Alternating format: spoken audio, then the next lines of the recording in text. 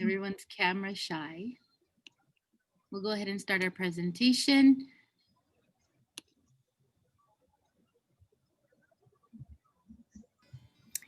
Aloha everyone! Welcome aboard Won't You Be My Neighbor, How Travel Meets Technology. We are so thankful that you decided to fly with us for the next 45 minutes. At this time, please give us your undivided attention as we show you the safety features of this presentation.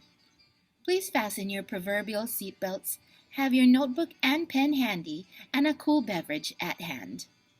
All snacks are a la carte today, and you can find them at your closest pantry or refrigerator. It is our presentation's policy that you take notes as you see fit. And if at any time you are called to other areas as nature sees fit, please know that we are recording this presentation for future purposes.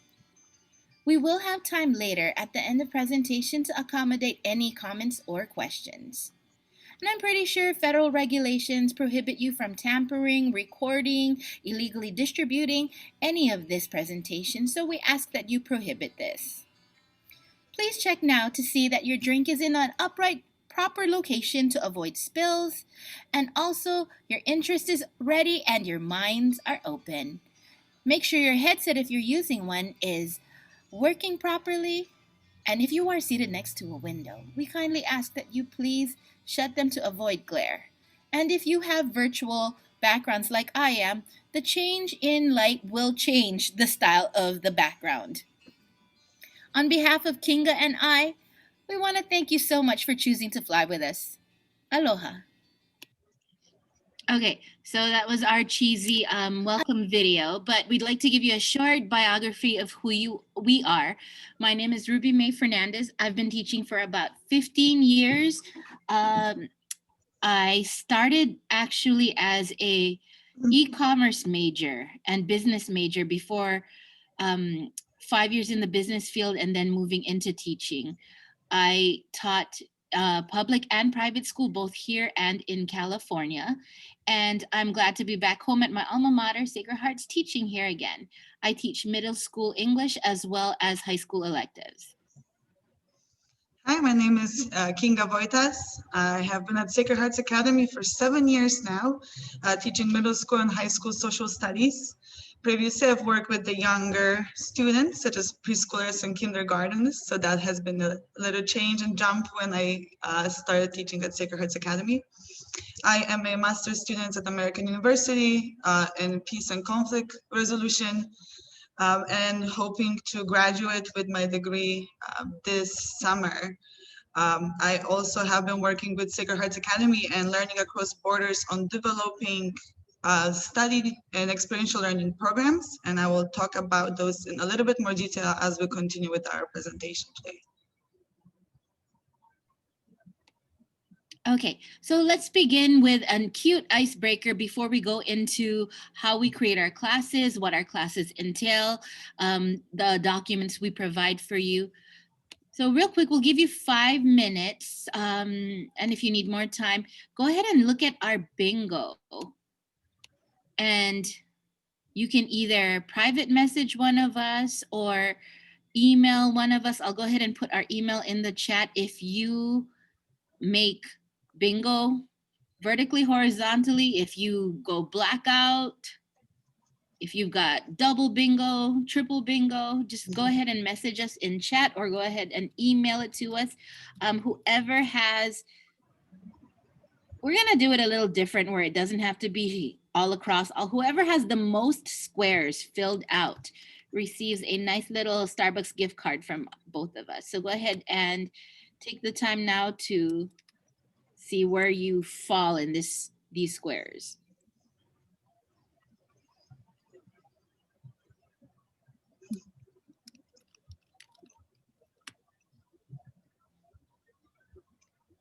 You can screenshot it with your phone and then mark X's, or if you're more technically inclined, just somehow on your screen, check off which ones.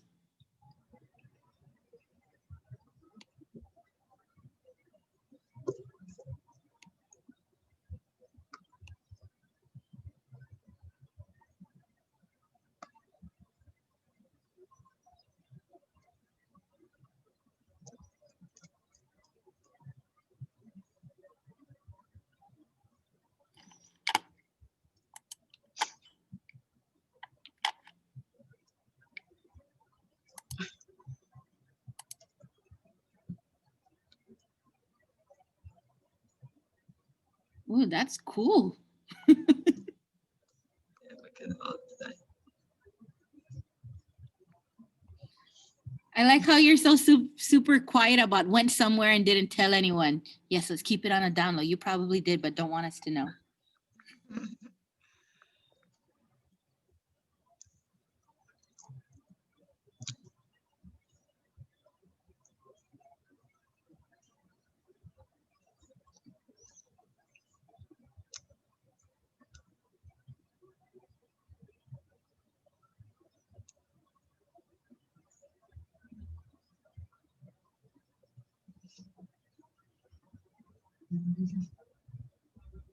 That one's my favorite. Spent hours on the computer only to give it stink eye at the end of the day.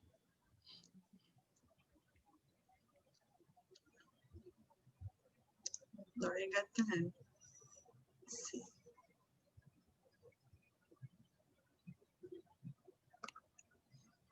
Let's see if we can beat Lori's score.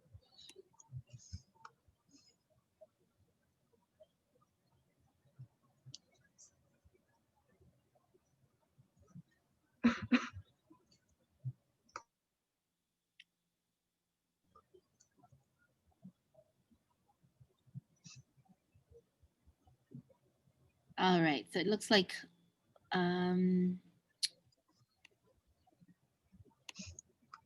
they're doing well. So Lori's got 10. If you've got more than 10, but you don't want to message everyone, you can message us or Sherry privately. You can also email us and we have that up in chat. But we'll go ahead and continue our presentation. Thank you all for playing with us today. Yeah, clear. Yeah.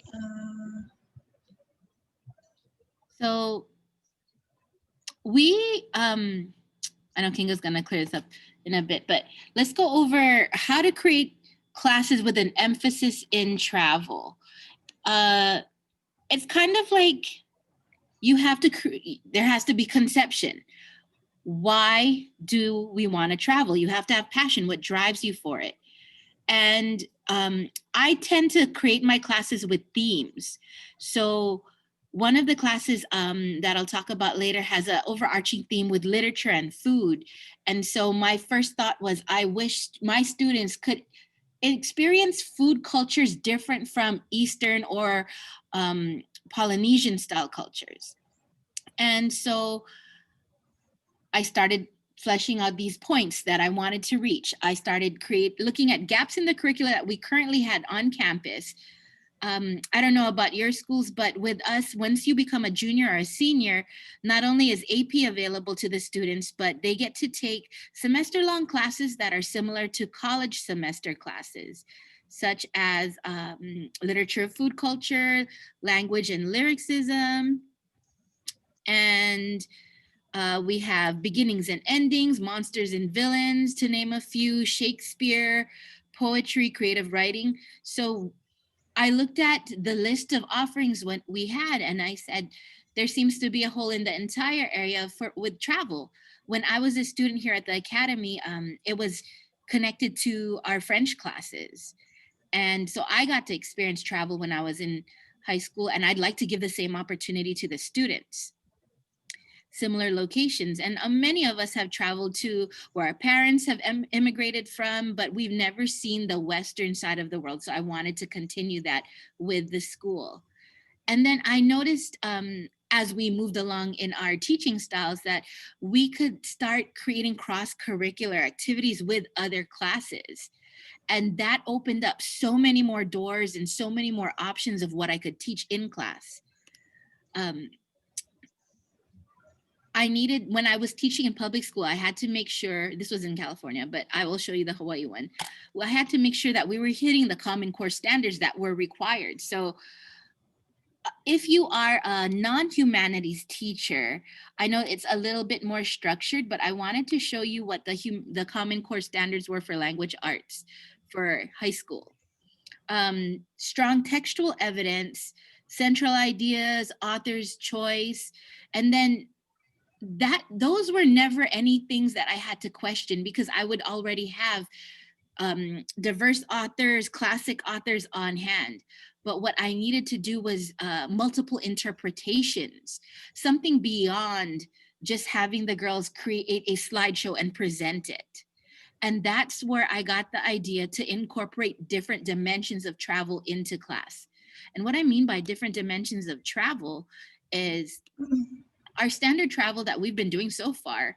I'll get back to this slide when we create one, but is one dimensional. It's through books. I don't know about you, but my first time traveling was through a book. I've never traveled and, or I don't remember traveling when I was 2 from the mainland to Hawaii and back again.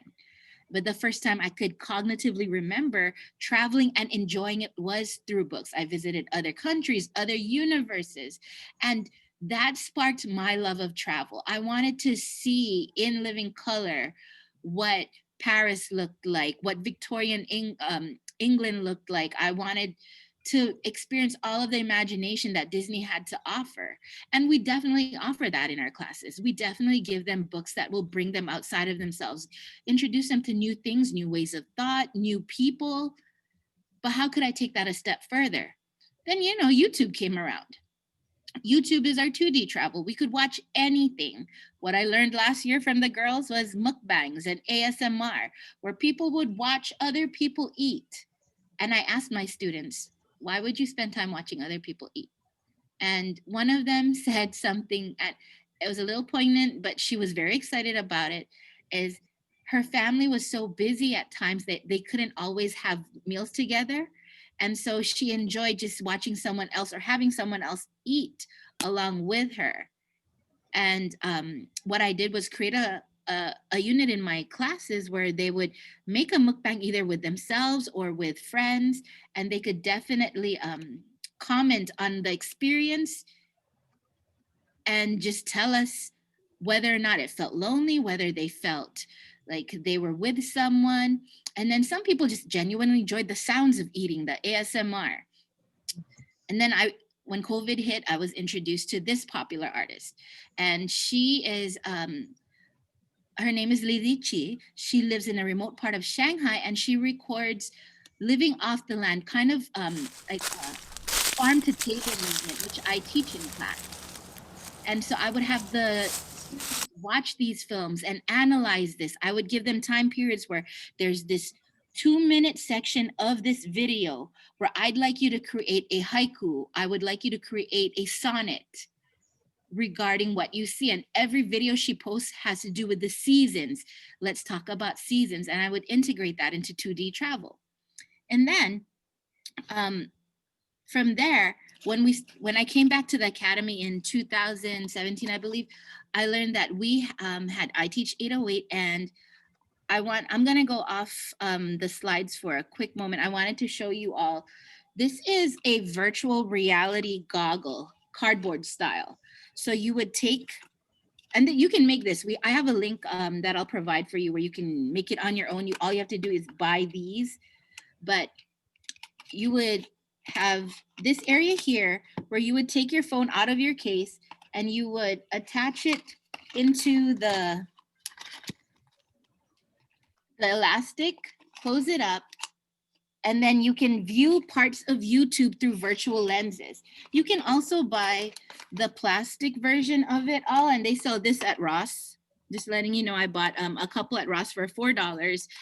If you are making this on your own because you are very artistic and you can cut straight lines, which I cannot do, the lenses cost, I believe, $10 for 12 sets of lenses if you'd like to make it for a class. There's all these different vendors that sell. But you would put them in there, and then you would look up on YouTube things that say 360 on them. 360. That means that when you actually go into, there we go. When you actually go into this area. Hey guys, Casey here with farmhacker.com, and today I want to show you I teach this book called Omnivore's Dilemma, Young Readers Edition, and part of the book happens to be on Joel Salatin's farm. With this option of 360, you can visit any part of the farm. And here's the warning I have to give you though, ladies and gentlemen. Have your students seated when they do this. You should stay seated when you demonstrate this, because you have a tendency to want to walk around physically while you're watching it, and then you don't know what's in front of you because your face will be behind these lenses. Okay.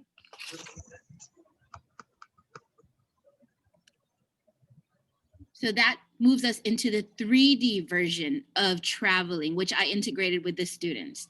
I'm going to go backtrack.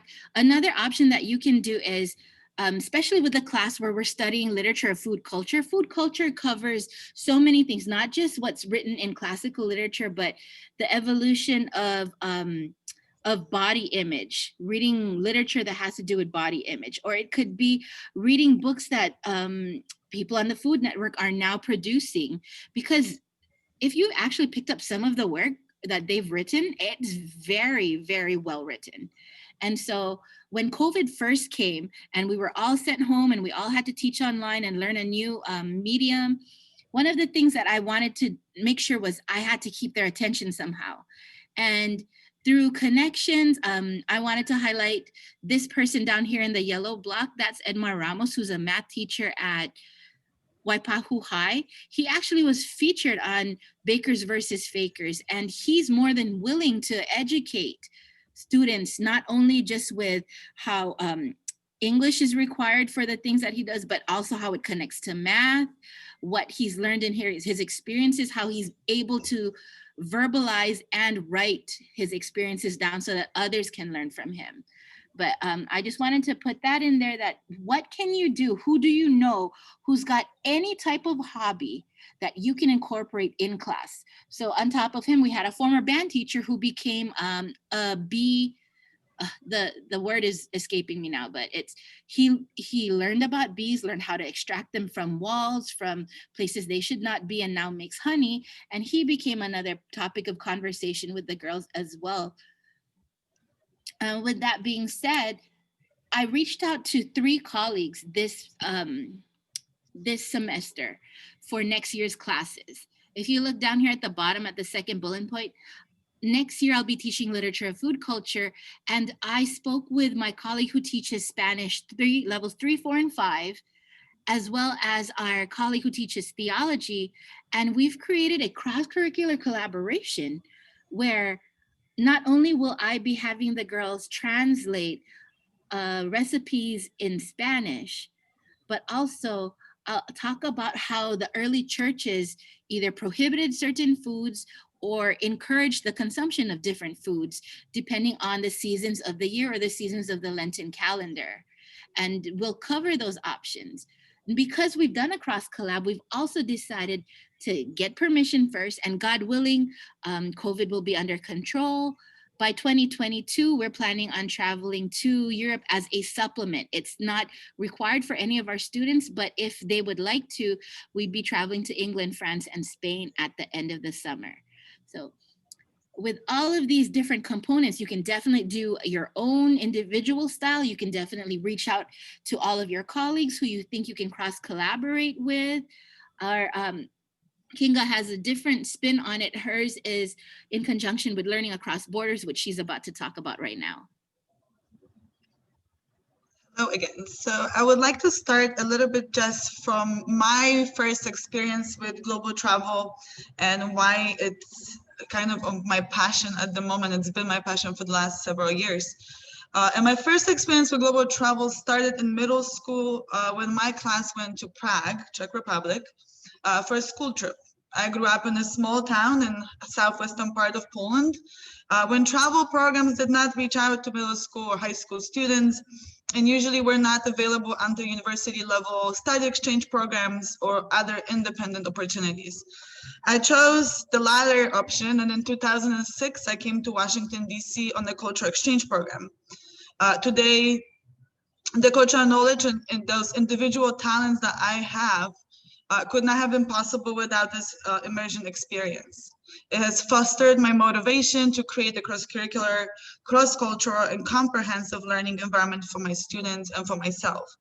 Since 2016, I have been given the privilege to include Sacred Hearts Academy in a handful of experiential learning programs, initiatives that are both local and international, And today I would like to kind of talk a little bit more about those.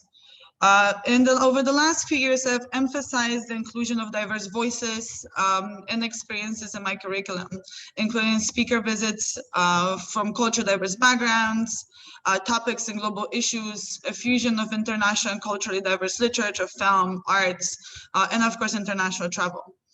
And three interconnected kind of paths emerged in the development of this globally connected classroom. And those include focus on in-class intercultural studies, global digital connections, and international travel. The inclusion of student travel in my curriculum began in 2016 with my student volunteer that's on the slide in front of you, participated in the Global Natural History Day that's currently renamed into Learning Across Border program, and it's the structure has changed a little bit. And I will speak a little bit more about those two programs as we continue.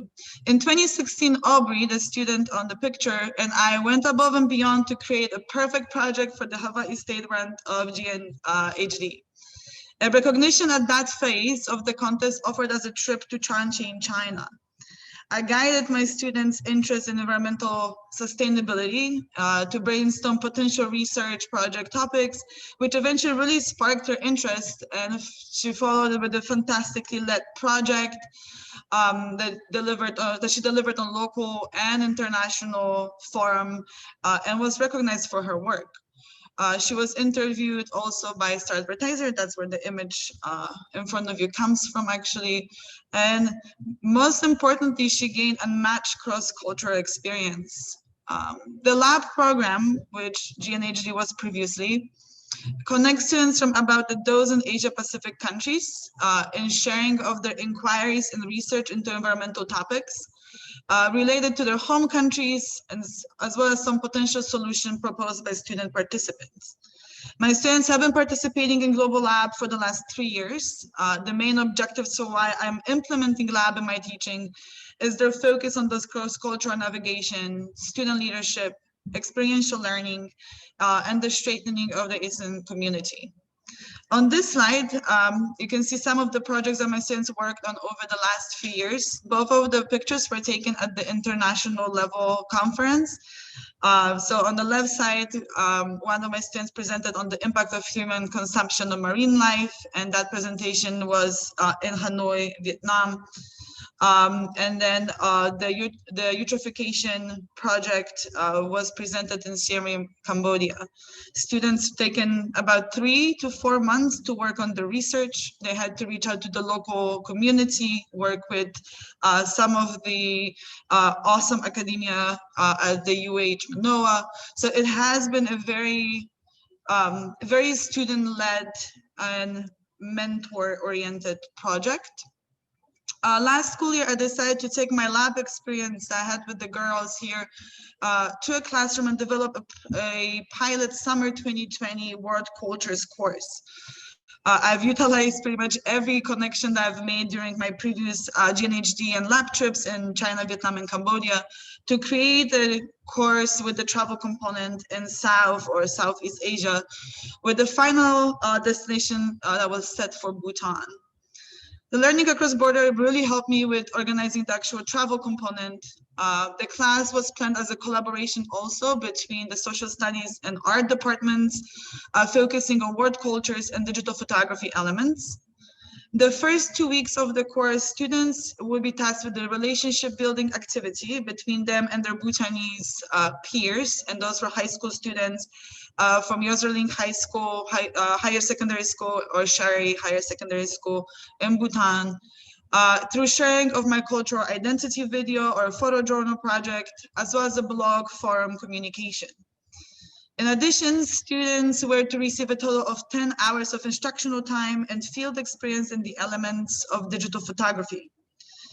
During the third week of the summer school, the class would travel to Bhutan to explore the culture of the last great Himalayan kingdom, learn how to think comprehensively about intercultural relationships, grow their cross-cultural understanding, and develop a multitude of leadership skills. The course allows the students to approach learning more intensely. Upon our return to Hawaii, the students would be tasked with creating a public and a digital photo gallery of the Kingdom of Bhutan that we hope to collaborate with East-West Center to use their gallery space. Unfortunately, the plans for the trip were scratched because of the outbreak of the pandemic. And the class at this point is planned. It just has to wait till the global travel in public is reopened. I mean, in person is reopened. In the meantime, I've been searching for an alternative that could maximize my students' exposure to other cultures and regions, which leads me to my next point. And I'm currently developing and continuously improving an online group that I've been using Facebook platform for the last several months. In December, I ran a pilot for a few weeks with my students on that Facebook group.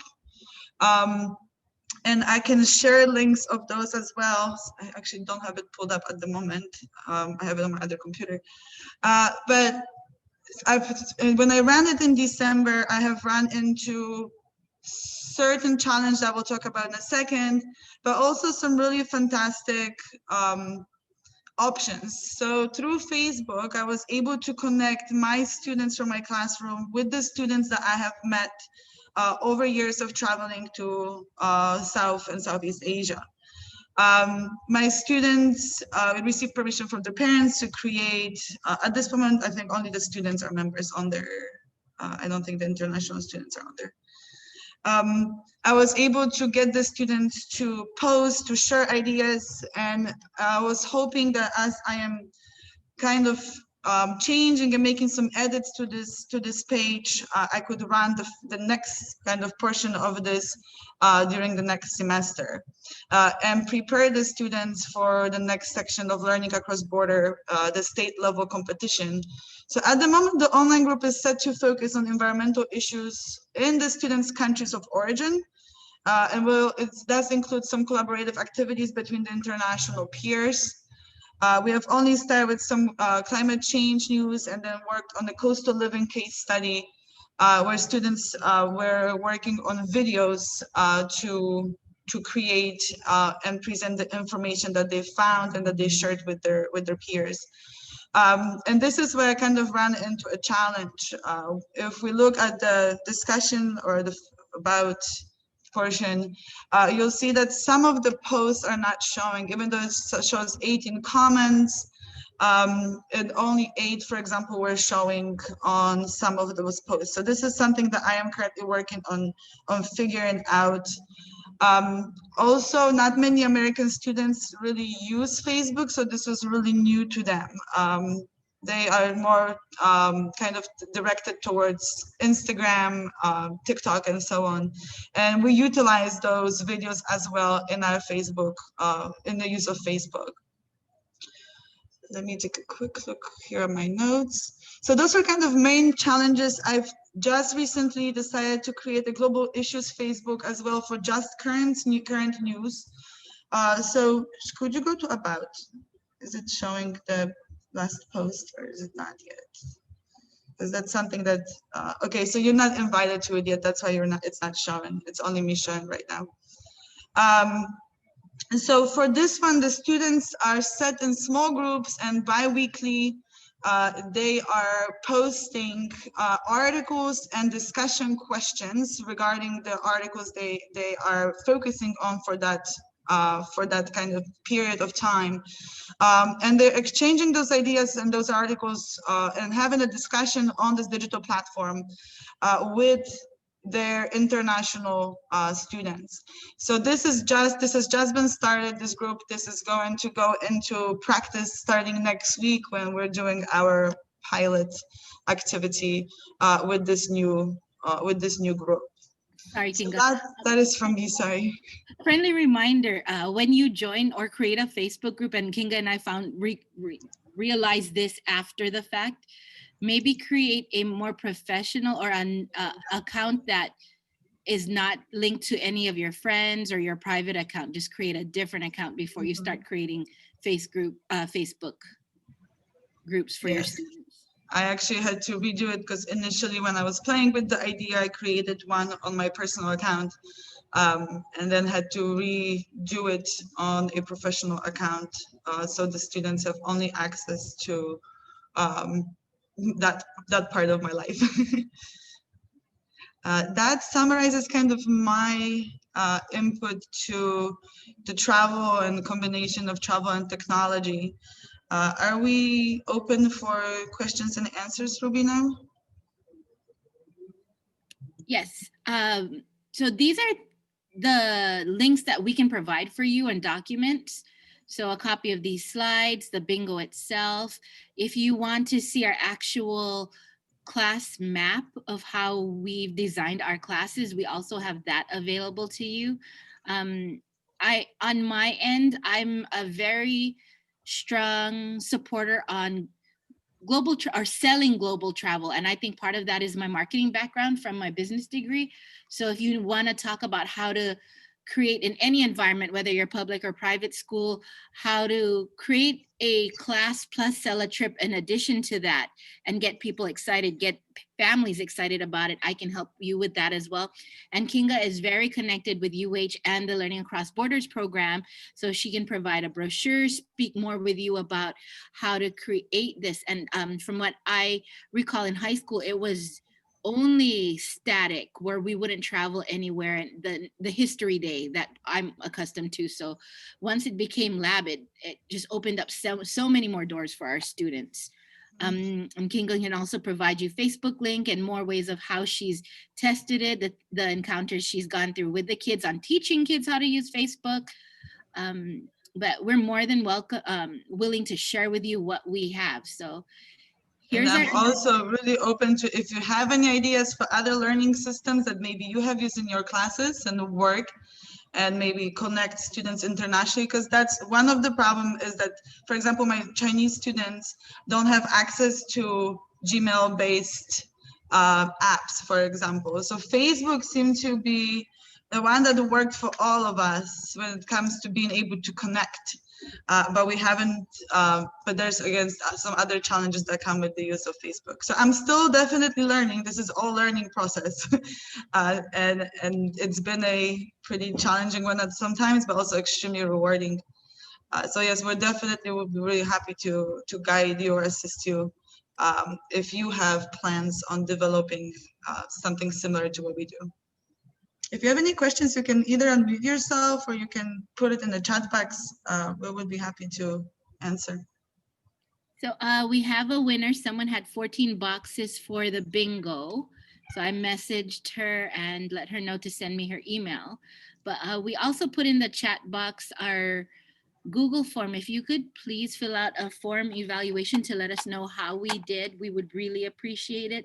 We'd like to see if you all would like to talk at a later time regarding any of our travel as well, if you don't feel comfortable speaking now. But you can also message us privately in chat any questions that you do have.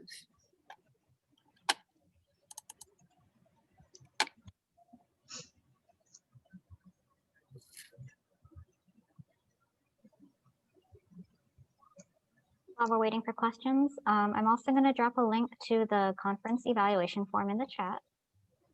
And I want to thank Ruby, May, and Kinga again for their presentation, which I also found helpful and valuable. Just want to remind everybody for our evaluation link that will open at 4 o'clock after the conference. And if you complete the form, you'll be entered to win one of 20 $5 Starbucks gift cards. And if nobody has any questions, you can email them to Ruby, May, and Kinga at the email addresses they provided. Otherwise, we'll end a little early and you'll have some extra time to get to your next session. Thank you, everybody, for coming. Thank you.